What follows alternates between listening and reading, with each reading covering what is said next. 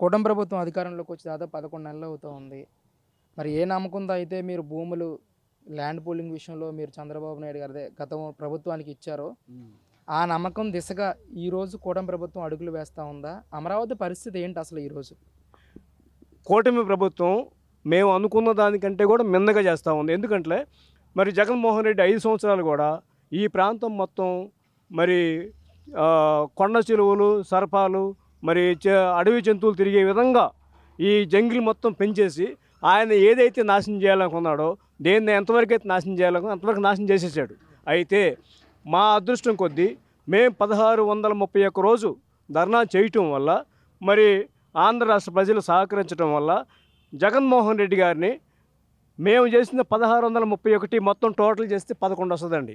ఆ 11 సీట్లకే ఆయన్ని పరిమితం చేశారు. ఎందుకంటే మరి రాష్ట్రంలో 5 సంవత్సరాల్లో కూడా ఎక్కడ ఒక్క రోడ్డు, పాడైపోయిన రోడ్డు, ఒక్క రోడ్డు బాగు చేసింది లేదు.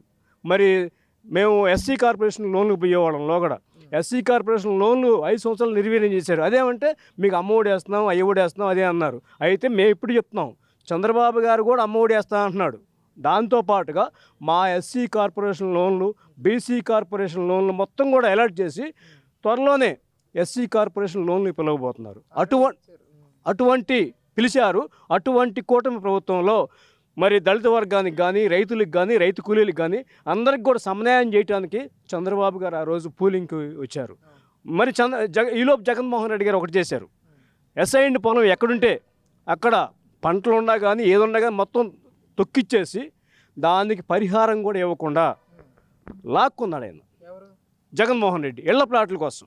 అయితే చంద్రబాబు గారు అంతకుముందే 2014లోనే రైతులతో పాటు ఎస్ఐన్ రైతులు కూడా ఇక్కడ ఉన్నారు. 3200 ఎకరం ఉంది ఇక్కడ ఎస్ఐన్ పొలాలు.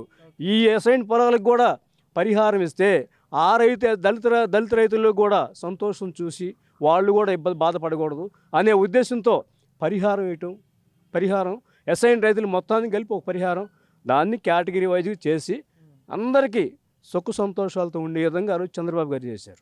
అటువంటి కూటమి ప్రభుత్వం మళ్ళీ రావటం ఇవాళ మీరు చూసారో లేదో, ఈ 2014 నుంచి 19 దాకా ఈ బారుకి షాపులు ఉండేవి. ఎక్కడి దాకా శ్మశానం దాకా షాపులు ఉండేవి. ప్రతి దళిత వ్యక్తి, ప్రతి చిన్న వ్యాపారస్తులు రోడ్డు మీద షాప్ పెట్టుకొని రోజుకు 1000 రూపాయలను తేలిక సంపాదించారు ఆ 2019 దాకా కూడా. అటువంటి వారిని మరి అలా వాళ్ళు ఇచ్చే అనాబేడ ఏది జగన్మోహన్ రెడ్డి ఇచ్చి ఇసిరేసి చిల్లర డబ్బుల కోసం ఆశపడే విధంగా 5 సంవత్సరాలు దళిత వర్గాన్ని పోషించాడు ఆయన. ఆ విధంగా తయారు చేశాడు ఆయన.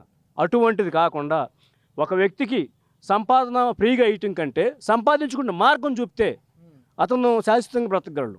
అటువంటి మార్గాన్నే ఇవాళ చంద్రబాబు గారు చూపించారు. ఏది చిరు వ్యాపారులు కానీ, మరి ఎస్ఐన్ రైతులకు పరిహారం.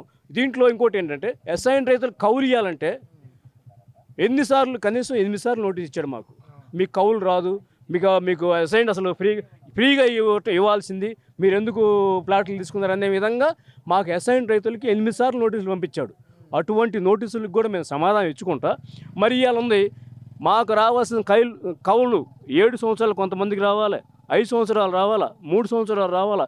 అటువంటి కౌళ్ళు మొత్తం కూడా కూటమి ప్రభుత్వం రావడంతోనే మా అకౌంట్లోకి వేసి మరి మాకు జీవనోపాధి కలిగించే విధంగా కూటమి ప్రభుత్వం పనిచేస్తూ ఉంది. అదే కాకుండా ఇక్కడ లేబర్ పనులు మొదలైనవి. ఎస్సీ వర్గంలో లేబర్ పనులు ఎక్కువ ఉంటాయి. ప్రతి వాళ్ళు ఆ రోజు ఇసుక ఆపటం వల్ల ఎంతమంది పేద దళిత వర్గం ఇబ్బంది పడిందంటే ఆ ఇబ్బందులు ఒక్కొక్కరు ఆత్మహత్య చేసుకున్నారు తినడానికి తిండి లేక. అటువంటి పరిస్థితి నుంచి వాళ్ళు మళ్ళీ ఇసుక ఫ్రీగా ఇవ్వటం వల్ల, రాజధాని పనులు మొదలు పెడటం వల్ల ఒక్కొక్కడు 3 షిఫ్ట్లు పనిచేస్తున్నారు. ఇవాళ 3 షిఫ్ట్లో 3 5 1500 రోజుకు 1500 సంపాదించుకుంటున్నాడు. ఇవాళ ఒక్కటి చాలండి మా కూటమి ప్రభుత్వం చేసిన దానికి. అసలు మేము ఎంతో రుణపడి ఉంటాం చంద్రబాబు గారికి. కానీ అదేవిధంగా మరి రేపు మోడీ గారు రాబోతున్నారు. మోడీ గారు మాకు రావాల్సిన షేర్లు మొత్తం కూడా అమరావతి ప్యాకేజీ అని చెప్పేసి వాళ్ళ బడ్జెట్లోనే పెట్టారు. 2014-19లో చెంబుడు నీళ్లు తట్టని మట్టి దిగొచ్చారు అన్నారు. అది ఓకే కాదంటలా. ఇవాళ ఆయన మీద భరోసా మాకు ఎందుకు ఏర్పడిందంటే కేంద్ర బడ్జెట్లోనే అమరావతికి కొంత గ్రాంట్ పెట్టారు. ఆ గ్రాంట్ పెడతాం వల్ల ఆయన మీద మాకు నమ్మకం పెరిగింది. ఆ నమ్మకంతోనే మేము ఆయన్ని అతి గౌరవంగా అమరావతికి రేపు 2వ తారీఖు ఆహ్వానించబోతా ఉన్నాం. అదేవిధంగా మా వర్గాలు మొత్తం కూడా ఇటు చంద్రబాబు గారికి కానీ, కూటమి ప్రభుత్వానికి కానీ ఎంతో రుణపడి ఉంటాం. ఈ అన్నీ కూడా చంద్రబాబు వల్లే జరిగింది. చంద్రబాబు గారికి ధన్యవాదాలు తెలుపుకుంటున్నాను. రైతులందరూ సంతృప్తిగానే ఉన్నారు. మామూలు సంతృప్తి కాదండి. ఒక్కొక్కళ్ళు మళ్ళీ జగన్ వస్తే ఊరేసుకొని చచ్చిపోయేవాళ్ళు ఉండరు.